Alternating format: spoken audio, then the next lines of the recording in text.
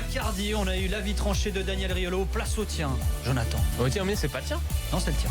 Jonathan, très bon dans le... Meilleur en MMA qu'en foot. Ah bah oui, souvent je comprends rien quand il parle de football. Là, j'ai tout compris. Ouais, je devrais lui montrer en fait. Bisous pourquoi. à toi, Jérôme Mais Bretagne. un jour, je lui montrerai pourquoi. Alors, ton avis tranché concerne notre ami Christophe Galtier. Écoute, oui, alors c'est vrai que quand on était ensemble quand on a eu l'annonce du fait que Christophe Galtier était le nouvel entraîneur du LOSC, moi j'étais un peu surpris, un peu sceptique au départ. C'était ma première impression à froid. Puis après, notamment en écoutant cet après-midi le Moscato Show, là j'ai entendu Eric en parler. J'ai repensé à ce qui s'était passé avec Galtier au LOSC, à Saint-Etienne, quelle était la situation du LOSC, et j'ai peut-être un petit peu changé d'avis. Pourquoi ? Alors c'est vrai que la première impression quand tu vois le LOSC, t'as un projet de trading de joueurs avec beaucoup de jeunes joueurs, tu prends Marcelo Bielsa comme coach, s'asseoir et tu termines avec Christophe Galtier, l'entraîneur étiqueté Ligue 1, ça fait peut-être un peu curieux.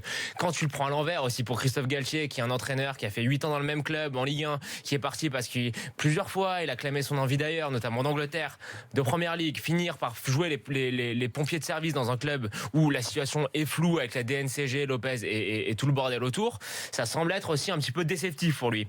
Mais au final, moi quand on regarde la situation, je me dis que c'est peut-être un mariage de raisons. Qui d'autre il y avait en fait pour prendre l'os ? On avait parlé de Gajardo. Gajardo il bougera pas de River et surtout pas pour aller dans il va même prolonger d'ailleurs. Voilà. Donc ça me semblait compliqué. Tu voulais prendre qui ? Girard, Antonetti, c'était déjà fait ? Non. Écoute, je pense que la situation elle est gagnante-gagnante. Win-win comme on dit en politique maintenant. Galtier en fait, qu'est-ce qu'il apporte au LOSC ? Je pense qu'il va leur apporter une chance de maintien qui est quand même très grande. Et ça, moi, j'ai pas de doute que Galtier maintienne le LOSC.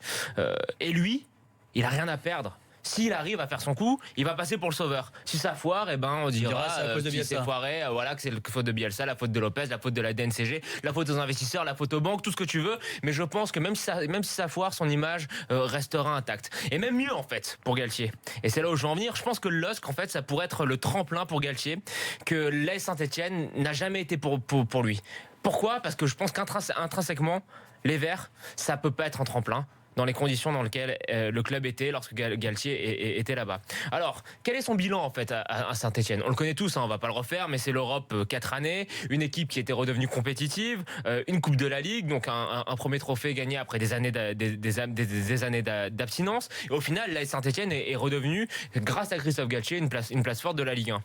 Alors, c'est vrai que qu'est-ce qu'on garde un petit peu comme critique ? C'est les critiques sur le jeu. Mais si tu regardes bien en fait, il y a la saison 2012-2013, celle où ils gagnent la Coupe de la Ligue. Ils marquent 65 buts. Ils ont un jeu qui est quand même très vertical avec Herding et Aubameyang. Il y a une équipe qui tourne bien. C'était pas du tout l'équipe chiante qu'on veut croire.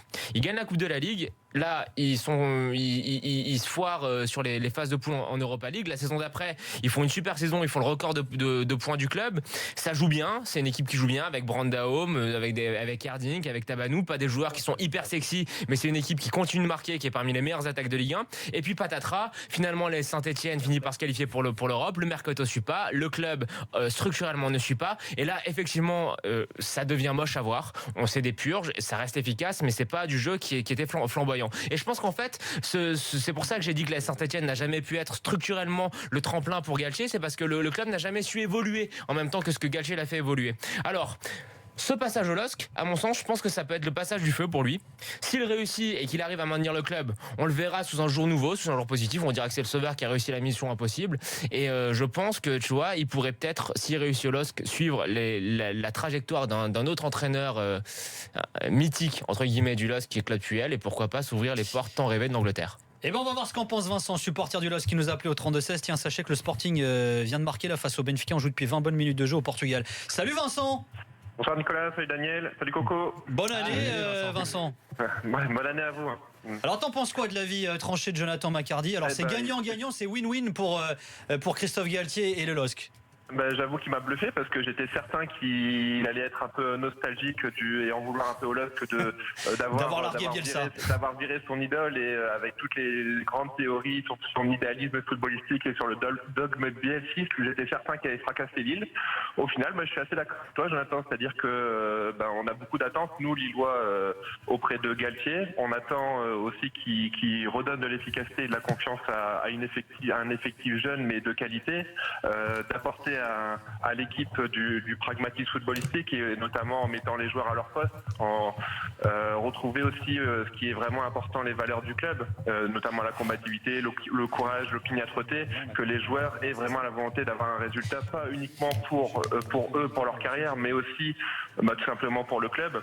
Et aussi des conférences de presse qui ressemblent à quelque chose, qui n'est pas des conférences de presse où il y a un entraîneur qui regarde pas les personnes dans les yeux et qui parle d'une analyse d'une photo ou que des courses à haute intensité, ça permet de gagner des matchs, quoi.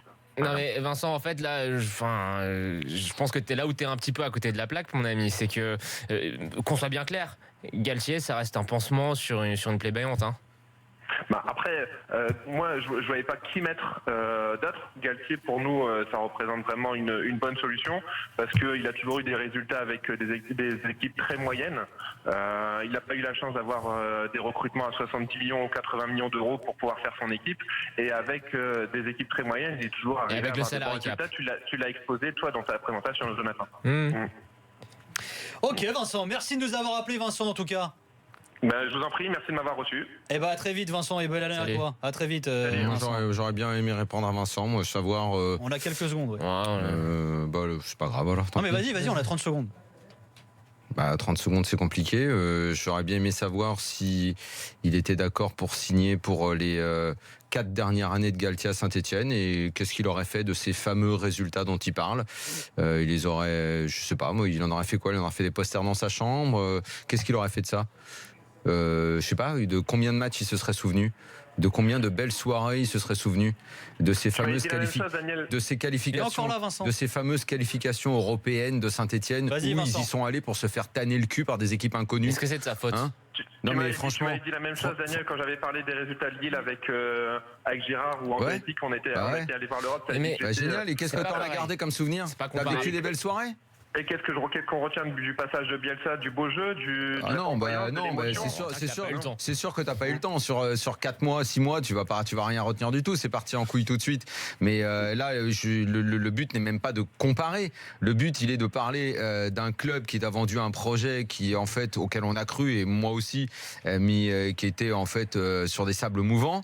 Et aujourd'hui, moi, je veux bien, j'ai pas de problème. Galtier, on sait très bien ce qu'il va faire. Il va faire ce qu'on considère être bien dans le championnat de France. Je sais pas ce qu'il va faire. Il s'est défendu d'être un entraîneur défensif aujourd'hui. Eh bien, ok, je lui dis banco, vu les joueurs qu'il y a à Lille, tu vas être capable de proposer du football. Eh bien, on va le voir. Moi, je mets au défi proposer quelque chose parce que Jonathan, quand tu as parlé des belles saisons de Saint-Etienne, franchement, Saint-Etienne, il y a pas eu. Il y a eu la constante d'être 2012, 2013, 2014. Non. C'est là où on se trompe parce que la mémoire est courte. Non mais la mémoire est courte. 2012, 2013, 2014, c'est vraiment une équipe qui joue pas mal. Non. Le problème c'est qu'à partir du moment où ils se qualifient pour l'Europe, ça joue plus. Jonathan, ça joue plus. Ils ont plus d'effectifs. Dans le contexte Ligue 1 où tu te faisais chier à 90% de tout le championnat. Saint-Etienne, il y avait quand il y avait Aubameyang, quand il y avait Gradel, quand il y avait Brando, tu vas me dire que ça jouait mal. Je te dis pas que c'était le Barça, mais c'était pas non plus. C'était pas non plus. Merci Vincent. Il y avait rien. Ils ont fait retrouver l'Europe pour aller se faire tanner le cul par des équipes en bois. Mais est-ce que c'est ta faute? Enfin même là il y a une évolution au niveau des résultats au niveau européen. Les dernières saisons elles ont été bonnes. Il s'est passé quoi? Tu peux me citer? Non mais elles ont été bien meilleures. C'est quoi ce qui s'est passé en Europe avec Saint-Etienne? Par contre là il a raison Daniel. Cite-moi les évolutions. Ils sont sortis d'une poule une fois. Tu veux que je te dise? On te le dit juste après ça. Tu vas faire une petite recherche, ça me fait rire.